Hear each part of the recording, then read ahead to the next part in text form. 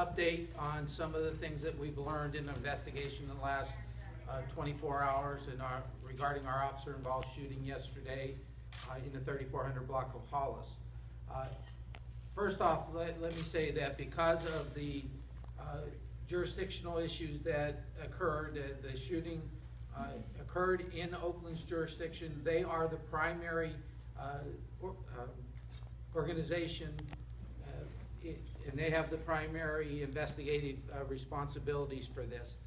We are running a concurrent parallel investigation of our own, and the district attorney is running an investigation of their own. So let me start with some of the facts that we know that we weren't quite, didn't quite have in hand yesterday in our first conference. At about 12:35 yesterday afternoon, we received a call in our dispatch center from Home Depot Loss Prevention. They were detaining a theft suspect outside their front door, and she was not being cooperative with them. She was refusing to go back inside and wait for the police to come. They called us. We were responding to that call. They updated the call saying that she pulled away from them as they were trying to direct her inside, and at that point pulled a gun on him and pointed a gun at him on at least 2 separate occasions. Fearing for their life and safety, they backed off, and she fled southbound on Hollis Street towards Oakland under I-580. While doing that, we have statements from witnesses that she attempted to hijack at least 3 cars at gunpoint as she went down Hollis Street. She got to the storage establishment, and at that point our officers arrived and scene. They were in completely marked police vehicles and in police uniforms. They confronted the suspect who was armed. Witnesses, we have witnesses that tell us that they saw the individual raise a gun and pointed at the officers prior to their shooting. As the gun came up, our officers fired on her, striking her. She went down. We immediately moved in to provide first aid. We actually had first aid responding because an earlier call for that she had injured her head during the detention with loss prevention. First aid came in and determined that she had expired and was deceased. There was a loaded revolver found next to the suspect. That was recovered and is now in evidence. At this point, the officers have been interviewed by all 3, Oakland, Emeryville, and the Alameda County Sheriff's Department. They've given their statements to those investigators. We've placed them on administrative leave and pending the investigation, and we will continue our investigation to the end. So with that, I can take any questions. You mentioned that this was, that the woman was, it was a loss prevention, so she was stealing something? She was caught stealing something as she exited the store. And what store was it? Home Depot. And Chief, can you detail the nature of the items and the method? She had gone in and concealed several items. As I read the report, there are a couple of them were knives under her purse in the shopping cart, and then just wheeled the shopping cart past all points of pay and out the door. And they had been watching her go through the store, and when she went out the door, they confronted her with the theft. Are you identifying the officers or the victim? We're not identifying either at this point. The victim we have not been able to determine next of kin, and we want to try to give that information, find them before we release her name. The officers, we will release their names at a future date, but at this point we want to give them the opportunity to contact all of their family and let them know that they were involved in the incident, rather than their family hear about it on the news. Can you give us age, race, sex? Our officers, the officers involved were a female and a male. Female white, male African American. Both have a little over 7 years of law enforcement experience, all with the Emeryville Police Department. And they are working various shifts with the department, been assigned to the patrol division the whole time of their career. And can you tell us the age and race of the victim? The race of the victim was African American, and we believe she was around 38 years old. Now, were the officers wearing body cameras?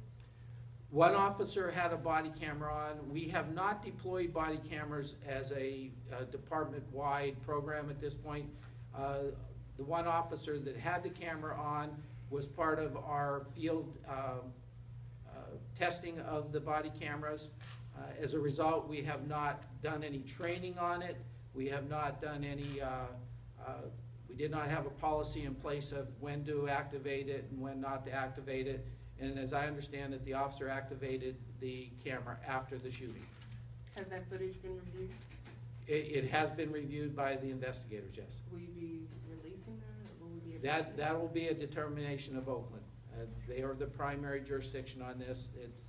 It's their evidence at this point to release. Can you tell us about Clear, the, he's got it, and he's got it for training. Why? We don't have it for training. We have it for field testing. Okay. So body cameras are a matter of muscle memory, and just having the muscle memory to turn it on and when to turn it on. And in a critical incident where adrenaline's flowing, especially when we haven't done any of that training to do it, it's understandable that he didn't get it turned. He forgot to turn it on. And did both officers fire? Both officers fired, yes. Do you know how many rounds? Well, 7 rounds were fired during the confrontation. And Chief, I'm sorry, of the 7 rounds, do you know how many did the female officer fire, how many did the male officer fire? The female officer fired 1 round, the male officer 6 rounds. And do you know if the female officer's round struck the woman or one or more of the male officers, or combination? We don't know at this point. That would be determined by the autopsy. How long have they been wearing? If this woman from the Home Depot, is she what something you might say a chronic shoplifting suspect? Was she immediately recognized, or I'm unclear about her history? She was not immediately recognized by the Home Depot Loss Prevention. We have had a previous contact with her in October of last year, where she was arrested for a petty theft and cited out at the Target store in Emeryville. And is she from Emeryville? No, she's not. Is she from the East Bay? She's from the East Bay. She's had various addresses in Oakland that we can determine. what can you tell us about her criminal history? Is there any violence involved in it? No violence that we can determine at this point. It's mainly theft, identity theft, frauds, and she's had a couple drug arrests. And can you go over one more time the incidents that led police to fire on her? There was a chase, right? They were chasing her? We were searching for her at that point. She had run southbound as our officers came onto Hollis Street looking southbound. They saw her in the distance. When they got down in front of the storage facility, they saw her move from a car that she had contacted the driver of the car. She had moved from that back in towards the storage facility. Our officers came out of the car, confronted her, gave her verbal commands to drop the weapon. And at that point she came up and aimed the weapon at our officers, and that's when they fired. Chief, did you say the 3 attempted hijack or carjackings did she brandish the gun at these motorists? On at least one of them, yes. And these motorists, I take it, were they moving in town, were they parked, were they? One of them that we've interviewed extensively was parked right in the driveway of the storage facility. And his statement to us is that she walked up on his driver's side and was yelling through the window. He did not see the gun at that point. He kind of ignored her. She walked around to the passenger side and was saying he couldn't understand what she was saying. He thinks it was "let me in the car," at which point he saw the weapon pointed at him. And he feared for his life enough that he got on the driver's side of the car and ran.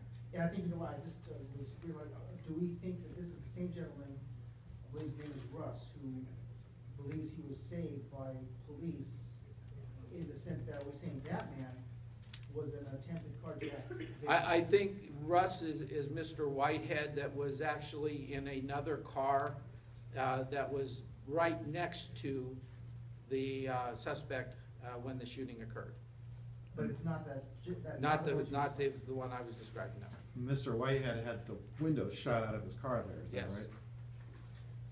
City Council just approved the body cams, I think, less than a month ago. Are these being deployed to all officers in the Yes, district? we're going through the purchasing process now.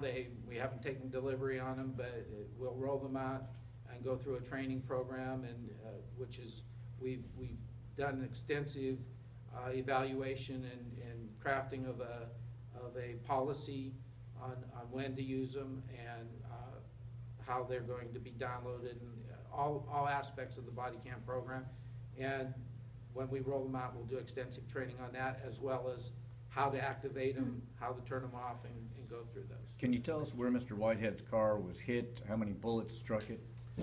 I don't know. I know at least one. It appears that it entered through the passenger side window and traveled through that area in the front portion of the vehicle. I understand that there was one round that went through the driver's side view mirror, but I can't say how many other rounds went. And we know these decisions take place in a split second, but could you talk about the training that your officers have when engaging and firing upon a suspect when there are innocent victims, innocent people in the area? Yes, I Or in mean, the crossfire. our officers are trained to evaluate the backdrop that they're firing into, and they look at what they're shooting at. They make sure that any stray bullets are not going to continue on and strike an innocent bystander, and that's what happened yesterday. So based on this training and how this played out, would that have been were the officers in a position to where they could rightfully engage and fire their weapons? Well, yes, they both felt that they were in a position where they could discharge their weapons. One officer discharged the weapon and realized that there was the civilian sitting in the car at that point, and she moved. The female officer moved to a different tactical advantage so that that individual was not in her line of fire. Was she the one who fired the 2 shots in the She was car? only fired 1 shot. And that the reason that she only fired 1 shot is she realized the civilian was in danger. She moved herself from that point to a better tactical advantage that took him out of the line of fire, and by that time the suspect was down. And the other officer fired all the other 6 shots? Yes. And how many? If you mentioned, sorry, I apologize, how many times was the woman shot? We don't know. I don't know at this point. Okay. The autopsy has not been performed at this point, so I don't know how many times she's Or been hit. what part of the body? Or what part of the body she's been hit in. No. Yeah, I'm sorry, Chief, can you say, history of fatal and or non-fatal officer-involved shootings here in Emeryville, since at least, you can. How about since 1975? Yes. That's when I started as a police officer here. This is the 3rd fatal officer-involved shooting that we've had, and that's 40 years. Do we know if the gun belonged to the suspect or where she got it from? We don't know that at this point. It is not, the latest information on the gun was a 1971 dealer record of sale, and we have not been able to trace the firearm since then. Was the other officer in a tactical position to fire his weapon, and was he aware that Mr. Whitehead was in his vehicle? No, he was not aware that Mr. Whitehead was in the vehicle, but his line of fire was not through or towards a weapon. He was actually to the left side of the vehicle as he was firing. The gun that was recovered, the revolver, I don't know if you mentioned, was it serialized? Was it registered to anybody? It is serialized, and it comes back on a dealer record of sale to a 1971 dealer record of sale. There's no records of the firearm